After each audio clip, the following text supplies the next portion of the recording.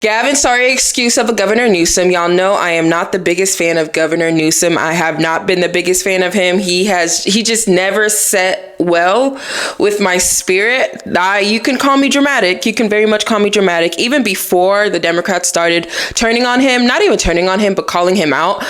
Something about Gavin Newsom, I just never was a fan of him. I genuinely never was a fan of him. I never trusted him, no matter how straight his hairline may be or how straight his teeth and his smile is.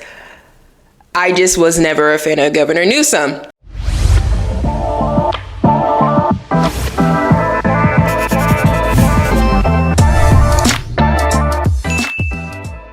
Before we begin today's video, be sure you like, comment, and subscribe. Turn on post notifications so you're notified whenever I post a new video. Follow me on my social media as we're on the road to 100,000 subscribers, because we can do all things through Christ who strengthens us. Can I get an amen? Clock it. Governor Newsom has been under a lot of scrutiny lately, especially within the Democratic Party. If you don't know, he has a podcast. It's called This Is Gavin, I believe. Yeah, This Is Gavin Newsom. And on the podcast, he had Charlie Kirk, and he had a lot of right-leaning, well, not a lot. He's only had like 3 or 4 episodes out, but he has a lot of right-leaning public figures on, where he's on there just pretty much discussing certain topics. I'm going to talk about this particular episode that he did with Charlie Kirk. Governor Newsom, he wants to run for president. He is trying to move more and more and more in the moderate side. People like him are very, very dangerous. I've always compared him to Nikki Haley. I think they look very nice, but you can't trust them as far as you can throw them. They are going to say what they need to say to get in certain rooms and certain positions. Their words you can't really hold too much weight with. With Governor Newsom, I think right now he just sees it as an opportunity to not necessarily lean more moderate, but to kind of play both sides. It's strategy for him. It's generally strategy for him. He's a really good politician. You can't take that away from him or Nikki Haley, sort of say. They're very good politicians. So this particular clip, hopefully they don't flag this video. I'm only going to show a little bit of the clip, but essentially it's him and Charlie Kirk discussing like the whole trans ideology and the conversation around men playing in women's sports. We're going to go ahead and play it and go from there.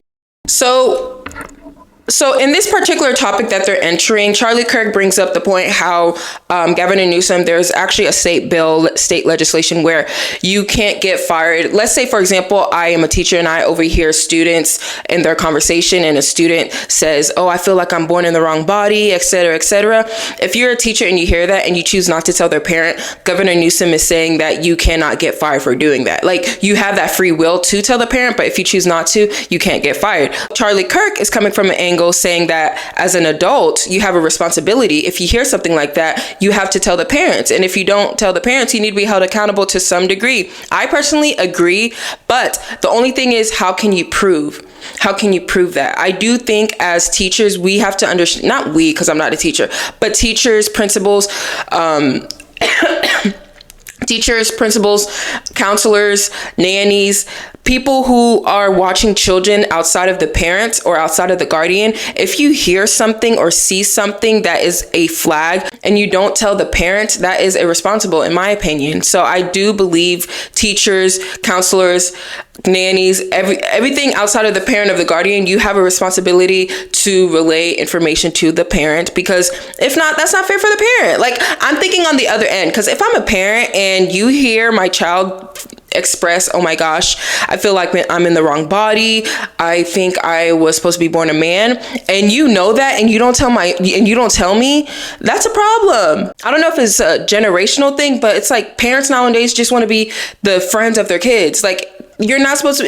I don't care to be my kids' friends. Like, I'm trying to be my kids' parents. You need to implement a level of discipline, structure, guidance. You need to be there as a parent and address certain problems and the root causes of these issues. Let's continue. The fact that he said that with a straight face, the freedom not to snitch. Are you okay? Are you okay in the head? Like, what? Since when is alerting your parents? Since when is alerting the guardian about something that you find alerting or concerning of their child snitching? Is that what we've come to? What? A teacher of You see, can y'all see me? Okay, yeah. I'm gonna be honest, I agree with Charlie Kirk on this. I don't think the Democrats actually understand or fully grasp on how much of a big topic this is. You can use the argument, oh, it only affects less than 2% of the population, this, then a third. It's not necessarily about who it affects. It's the conversation at hand. Like the fact that you can't acknowledge simple things as to that. I think the problem with the Democratic Party is that they have no end point. Like there's no end point. The bar continues to move and move and move. And that is very, very, very dangerous. When there's no point where there's no red line with you to where you can say, I mean, yeah, they can play in sports or they can do this. I mean, kids can have access to so-and-so. Kids can have a say if they want to transition this and the third. Like when you have no red line, like it is nearly impossible for you to win. No matter what other policies you believe in, the fact that you cannot acknowledge something as simple as this within this conversation and this topic at hand, that is enough to turn the average American away. Like, oh no, I don't even want to hear the rest of what you got to say. If you can't even acknowledge this, or if you can't even acknowledge children should not have access to certain medications or should not have a say in certain changes that can have lifelong effects. Like if you can't even acknowledge that, then how serious do you expect me to take your platform? Be for real. That was some tea. I don't know if y'all clocked that. He said, let me stop moving this table. He said, I'm not running for president as a moderate. The shade. Okay, so first and foremost, surprisingly, yes, I agree with Charlie Kirk when it comes to this topic at hand. This is a topic that the Democrats they lost on. Like, obviously they lost on, and they are going to continue to lose on because the average American just does not believe or feel that way, whether you want to believe it or not, or whether you want to acknowledge it or not. It doesn't take away from the facts. I quite frankly don't believe a lot of public seat holders, a lot of Democrats in general, I don't believe they believe the words coming out of their mouths anytime it comes with kids being able to transition or girls playing in boys sports or boys playing girls sports or whatever the case may be. I don't think they truly believe the words coming out of their mouth as well. I just think that they are trying to not get backlash from like the minority, because you have to understand the minority is the loudest people in the room. A small percentage of people who believe what Gavin Newsom is trying to push or say in this conversation, it's not the vast majority of Americans. They're just the loudest. So I don't think that a lot of Democrats or public seat holders in general believe that. I just think that they're trying to refrain from getting backlash. So there's one. Two, there's something else that Charlie Kirk said in this interview that I really, really want to point on. He said, and a lot of people did not really talk much about it, but it went over a lot of people's heads. But he said that something that the Democrats need to do more that they're not doing is long form podcasts, long form sit downs. And I cannot agree more. When y'all saw me sit down with Vivek Ramaswamy, I had 2,000 subscribers. Vivek Ramaswamy, he was doing like grassroots podcast style. He was not scared. He sat down, me and him, we even had a little tussle 1-2-1-2 because we disagreed on a lot of topics.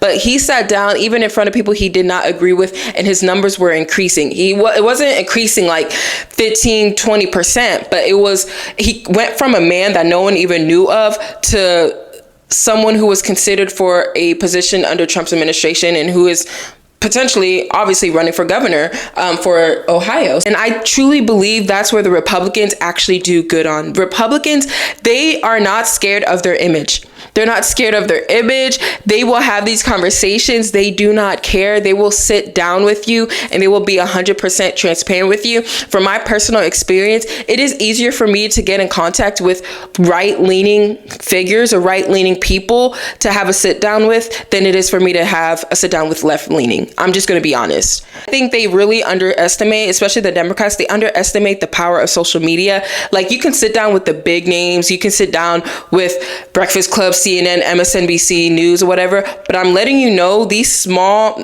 not even small, the independent content creators, you never know what's going to go viral. You never know what someone is going to clip. So you can invest all your time preparing for the CNNs, the MSNBCs, but the average American, they're watching YouTube videos just like us. People are watching different things and different platforms, no matter the size, no matter the subscribers. So I really, really want and hope that the Democrats do that more. I personally feel like at this point in the game, you need to put your face in front of as many people as you can and have these serious conversations, especially if you're trying to be a serious candidate for 2028, Gavin Newsom aside, just within the Democratic Party in general. Like, if this is something where you want to meet people where they are at, subscribers, followers, that's just a small percentage of it. I'm going to be honest. That is just a small percentage of it. When I sat with Vivek, I had 2,000 subscribers. I think the video has over 30K views. And for me, that was a lot. That's a lot. Y'all have to understand, I'm not like a big YouTuber. I'm not a full-time YouTuber or anything of that nature.